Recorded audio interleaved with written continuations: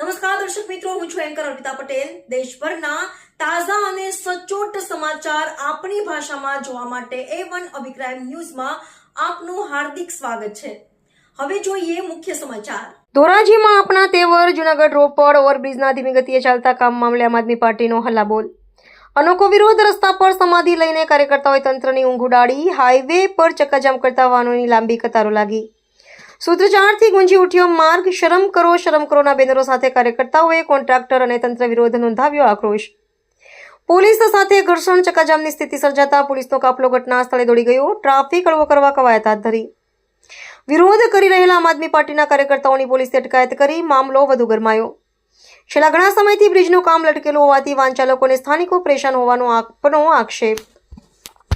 આજે ધોરાજી જૂનાગઢ ફાટક પાસે અમે સૌ લોકો કાર્યકર્તાઓ ઉપસ્થિત થયા છીએ। ધોરાજી જૂનાગઢ ફાટક પાસેનો જે પુલ બની રહ્યો છે એનું કામ ખૂબ જ ગોકળ ગતિ ચાલી રહ્યું છે।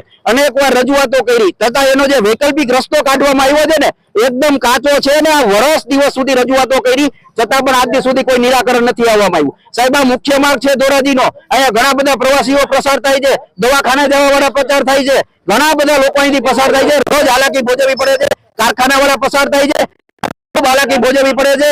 અમે ધોરાજીની જનતા વતી લેવાની કર્યા છીએ કારણ કે ભારતીય જનતા પાર્ટી આમાં સંપૂર્ણપણે નિષ્ફળ ગઈ છે।